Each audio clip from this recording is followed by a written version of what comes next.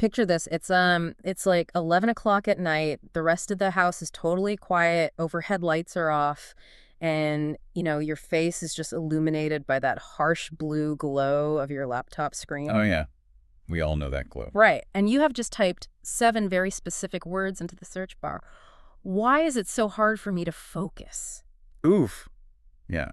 That hits close to home for a lot of people. It really does, because, you've probably got like 3 different YouTube videos open on productivity hacks videos you are only half watching, by the way. Naturally. And you're sitting there just staring at the screen, genuinely wondering what is fundamentally, permanently wrong with you. Like, why can everyone else seem to, keep their lives together, answer their emails, finish their projects, while you are absolutely drowning in a puddle of your own distraction? It's a heavy feeling. Really heavy. I know you've been there. We've all been there. And today, we're taking a deep dive into a stack of notes that aims to completely dismantle how you view that exact late-night scenario. Yeah, because it's a scenario that carries a tremendous amount of silent shame. Like, people tend to hide this specific struggle because they view it as a personal failure. Exactly, which is why we're pulling from two highly complementary sources today. First, we're looking at an excerpt from a text called Beyond the Fog, Understanding Focus and Mental Health, which really breaks down the actual neurology and psychology of distraction. It's a great foundational text. It is. And then we are pairing that theoretical framework with the actual operational blueprints of coping and healing counseling, or CHC. They're a telehealth practice that provides a real-world, accessible solution to this exact problem. So we're moving from the invisible mechanics of why you can't concentrate straight into the practical reality of what to do about it. Right. And what's fascinating here is just how universal that 11 p.m. moment of despair actually is. Oh, really? How common are we talking? According to the Beyond the Fog material, why is it so hard for me to focus? Yeah. Isn't just, a common passing thought. It is literally the single most Googled mental health question in America. Wait, the single most Googled. Number 1. Okay, let's unpack this, because if millions of people are asking this exact same question behind closed doors, we have a massive societal level misunderstanding of what focus actually is. Absolutely. Our mission for this deep dive is to decode what this lack of focus actually represents, strip away the heavy layers of guilt attached to it, and explore exactly how the modern landscape of mental health care has evolved to address it. And, the best place to start that decoding process is by completely deconstructing the story we tell ourselves about our own distraction. The broken brain thing. Exactly. The text is incredibly adamant about dismantling this broken brain myth. It states, point blank, that difficulty focusing is not a character flaw.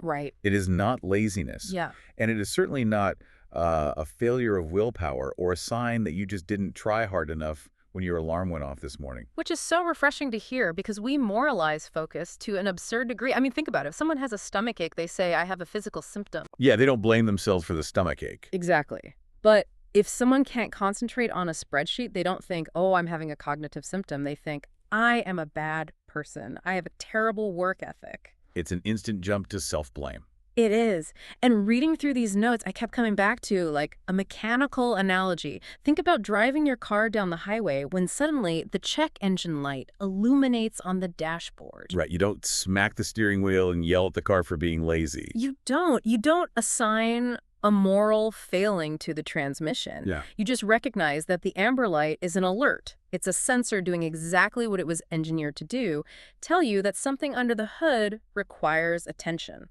We literally give our vehicles more grace than we give our own neurology. That's such a good way to put it. Yeah. And taking that car analogy a step further, treating your focus as a sensor aligns perfectly with the source material's clinical perspective. Oh. Well, the text literally says, it's a signal. Your brain is telling you something. So your inability to focus is the dashboard light. And it is absolutely vital to separate the morality from the neurology here. Because if it's a moral failing, you just feel terrible about it. Exactly. When you view distraction as a moral sin, the immediate biological response is shame. And shame makes the human organism hide and isolate. But when you reframe distraction as a mechanical signal, the response shifts to curiosity. So if the lack of focus is just the check engine light, the immediate question becomes, well, what exactly is the signal trying to communicate? Like, what is actually misfiring under the hood to cause this cognitive fog? The text identifies the three most common reasons for this disruption in concentration. And the first two are clinical diagnoses that most people are, generally aware of. That's ADHD and anxiety. Okay, let's briefly break down the mechanics of those two before we get to the third one, because they operate quite differently, right? They do, yeah. ADHD, or attention deficit hyperactivity disorder, fundamentally impacts executive function and dopamine regulation. Okay, so executive function being like, You can think of executive function as the brain's internal project manager. It's the system responsible for organizing tasks, managing time, and directing what gets your attention and what gets ignored. right, right. And dopamine is the chemical messenger that provides the feeling of reward and motivation. So in an ADHD brain, that project manager is totally under-resourced, and the dopamine rewards are inconsistent. Which makes starting things hard. Extremely hard. It makes the sheer act of initiating a task incredibly difficult, regardless of how much you actually want to do it. Okay, so that's ADHD. But anxiety hijacks the system from a totally different angle, doesn't it? Yeah, anxiety puts the autonomic nervous system into a state of hyperarousal. Your brain is essentially operating under the assumption that a physical threat is imminent. Like a tiger is chasing you. Exactly. When your system is flooded with stress hormones, scanning the environment for danger, whether that perceived danger is a literal predator or just, a looming project deadline at work, it actively restricts resources from the prefrontal cortex. Oh, wow. So it literally pulls power away from the thinking part of your brain. Yes. The brain decides that deep, sustained concentration on a PDF is non-essential for immediate survival. That makes so much sense. But then the text lists a third reason for the fog, and here's where it gets really interesting, because the source explicitly notes that this third reason is the one almost nobody formally names. Right, the catch-all category. Yeah, it's what they call just life. And the text defines just life as burnout, bad sleep, and simply having too much on your plate. And I have to be honest, calling bad sleep a focus issue feels like we're just pathologizing normal life, doesn't it? I can see why you'd say that. Like, we validate clinical diagnoses like ADHD, but shouldn't we just be able to drink a double espresso and push through a busy week? Are we really putting just life on the exact same medical tier? Well, if we connect this to the bigger picture, we really have to look at how the brain allocates its finite physical resources. We operate in a culture that glorifies the hustle. No, absolutely. Get Rise on that? grind. Exactly. Telling us that if we aren't constantly producing, we are falling behind. So we completely normalize running on empty. But neurologically speaking, a plate that is simply too full mimics clinical conditions entirely, Wait, it actually mimics a clinical disorder. down to the functional level. Yeah. Think of your brain's processing capacity like a municipal power grid. Okay. When a city experiences a massive prolonged heat wave, everybody turns on their air conditioning at the exact same time. The demand on the grid absolutely skyrockets. Why? Now, if the grid tries to supply maximum power to everything all at once, the entire system will overheat and suffer a catastrophic total failure. So what does the city do? They do rolling blackouts, right? Exactly. It initiates rolling blackouts. It intentionally shuts down non-essential sectors to keep the core infrastructure from collapsing. Oh my gosh. So when we are dealing with financial stress, sleep deprivation, taking care of a sick family member, and trying to excel at a demanding job all at once, our brain initiates a rolling blackout. That is exactly what happens. The prefrontal cortex, which governs that high-level focus and complex decision-making, requires massive amounts of energy. When the organism is chronically depleted by burnout and exhaustion, the brain restricts power to the prefrontal cortex to keep your basic autonomic functions running. It just goes offline. It goes offline. Just life is an entirely valid, biologically real reason why your check engine light is flashing. Your focus isn't failing. Your brain's self-preservation mechanism is working flawlessly. Wow. That reframes the 11 p.m. panic entirely. I mean, whether it's ADHD under-resourcing the project manager, anxiety scanning for threats, or just life initiating a rolling blackout, the result is identical. The fog rolls in. Yes, the symptom looks the same from the outside. But this brings us to a really difficult crossroads. If I now know that my lack of focus is a signal, how do I decode which of those three things is actually causing it? And that is the pivotal transition point in the Beyond the Fog excerpt. The text states that its core goal is to give you permission to investigate without shame. Which is such a powerful phrase, because investigation requires stepping outside of your own head. You cannot diagnose the fog while you are completely lost inside it. You really can't. When you're in the thick of burnout or hyperarousal, your perspective is deeply compromised. You need an objective, trained, outside observer to look at the data and tell you whether you're dealing with ADHD, trauma, or a systemic overload. Taking that midnight question and bringing it into the daylight with a professional therapist, that is what that investigation actually looks like. And historically, that is exactly where the system has broken down for most people. Right, because the logistical reality of getting that outside perspective is an absolute nightmare. I mean, a lot of people hear the word investigate or therapy, and their stress levels instantly spike. Oh yeah, the barriers are huge. To get help, you traditionally have to navigate a labyrinth. You have to find a clinic taking new patients. You picture this like sterile, intimidating waiting room. You have to factor in a 45-minute commute across town in the middle of your workday, and then you are hit with a massive $200 out-of-pocket bill. The irony is profound there. The barriers to getting help end up severely exacerbating the exact problem you need help for. It's totally counterproductive. It really is. Adding profound logistical and financial stress just adds more weight to the just life category, which initiates further rolling blackouts in your focus. Which brings us perfectly to the operational blueprints of coping and healing counseling, or CHC. If the text gives us permission to investigate, CHC provides the actual map of what modern, barrier-free investigation looks like. They've completely restructured the delivery mechanism of therapy to eliminate that friction. Let's examine the operational scope of CHC, because it directly addresses the architectural flaws of the traditional therapy model. Yeah, the geographic reach alone is staggering. CHC serves all 159 counties in the state of Georgia, every single one. That's incredible coverage. And they accomplish this through a 100% telehealth IPA compliant model. They have a diverse roster of over 15 licensed therapists, and the source highlights a specific mix of credentials here: LCSWs, LPCs, and LMFTs. And those credentials really dictate the depth of the investigation you can do. How so? Can you break those down? Sure. So LCSWs are licensed clinical social workers who are trained to look at the person within their environment.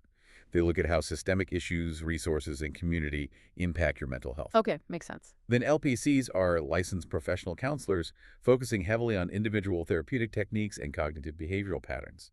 And LMFTs are licensed marriage and family therapists who specialize in decoding the relational web, how your complex family dynamic might actually be the root cause of your focus fog. The source also explicitly highlights that this is a culturally competent team, which is crucial because, I mean, if you finally sit down with a therapist and have to spend the first 20 minutes of your session explaining your cultural background, your community norms, or just your lived experience, you aren't actually working on your focus. No, you're just educating them. You're giving a sociological lecture.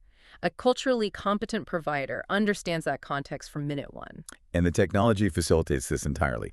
You mentioned the high-pay compliant model earlier. Right. High-pay is the Health Insurance Portability and Accountability Act. In the context of telehealth, it means the platform uses clinical-grade digital encryption. Your video session is locked down like a bank vault, providing the exact same legal and technical privacy you would have behind the closed, soundproof door of a physical doctor's office. So what does this all mean in practice? Because I do have a logistical question about the scope of this telehealth model. The notes mention that CHC provides individual, couples, family, and teen therapy for ages 13 and up. I completely understand how a one-on-one session works over video chat, but how does a 100% digital model effectively handle complex multi-person family dynamics, or like a highly guarded 14-year-old teen? Doesn't a screen act as a barrier to real connection? It's a fair question, but counterintuitively, the screen actually acts as a powerful facilitator, particularly for adolescents. Really? How? Well, think about the physical environment of traditional therapy. Taking a guarded teenager, driving them to a sterile clinical building, and placing them on a couch across from an adult stranger puts them on the defensive immediately. Oh, I'm sure. It is an entirely unnatural, high-pressure environment for them. They feel like a specimen being examined under a microscope. So meeting a teen on a screen completely inverts that power dynamic. Exactly. You're meeting them on their home turf. They can sit on their own bed, holding their own device, in a space where they already feel psychological safety. Mm. It removes the environmental friction. That makes a ton of sense. And the exact same principle applies to burned-out adults.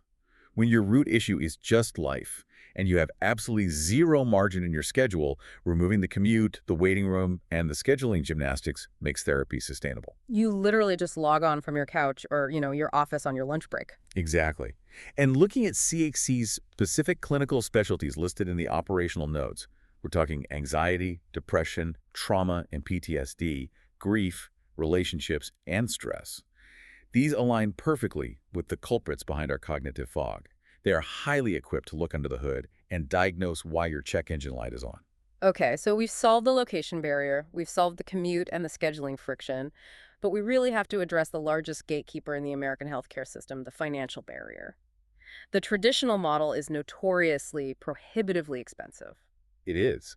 Because the physical overhead of a traditional clinic, the commercial real estate, waiting rooms, administrative staff, is massive. And those costs are inevitably passed down to the patient in the form of high session fees. But by decentralizing the practice and operating a 100% telehealth model, CHC eliminates that physical overhead, which fundamentally changes the economics of their care. Listen to these financial details from the source. For patients on Medicaid, CHC has a $0 copay. $0. That level of accessibility cannot be overstated. It completely democratizes the investigation process. It really does. And for those with commercial insurance, the accessibility remains incredibly high. They accept Aetna, Cigna, Blue Cross Blue Shield, United Healthcare, and Humana. For patients with those plans, sessions range from just $30 to $40. A $30 copay versus a $200 out-of-pocket fee fundamentally shifts your decision-making process. Oh, entirely. You don't have to wait until you're experiencing a severe clinical breakdown to justify spending the money. You can proactively look at your lack of focus, acknowledge the rolling blackouts in your brain, and say, you know what? For $30, I can talk to an expert from my living room and figure this out. It completely demystifies the whole process. So let's bring this all the way back to where we started. You, sitting in the dark at 11 p.m., illuminated by the harsh light of your screen, feeling an overwhelming sense of guilt about the YouTube productivity videos you couldn't finish, wondering what is fundamentally wrong with you. And the clinical answer, based on everything we've unpacked today, is nothing is fundamentally broken. Nothing is broken. Your lack of focus is not a character flaw, and it is not a moral failing. It is a highly effective check engine light.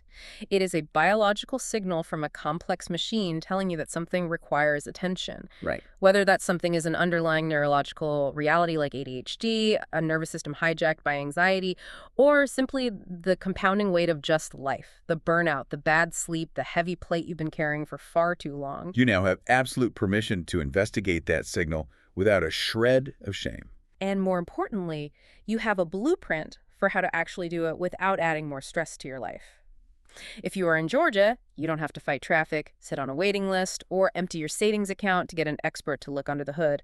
You can reach out to Coping and Healing Counseling directly. Yes, highly recommend it. You can call them at 404-832-0102. You can visit them online at chctherapy.com or simply send an email to support@chectherapy.com to get started.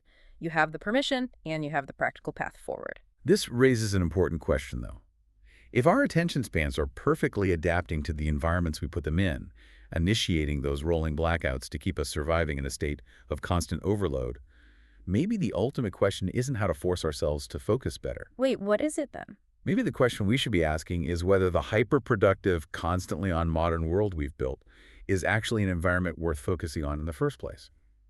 What would happen if, instead of fighting our distraction, we started thanking our brains for trying to protect us? Oh, wow. That completely flips the script. We're trying to fix our brains to fit a broken system rather than questioning the system itself. What a paradigm shift. Thank you so much for joining us for this deep dive. Take a breath, close those browser tabs, and be kind to your biology tonight. We'll catch you next time.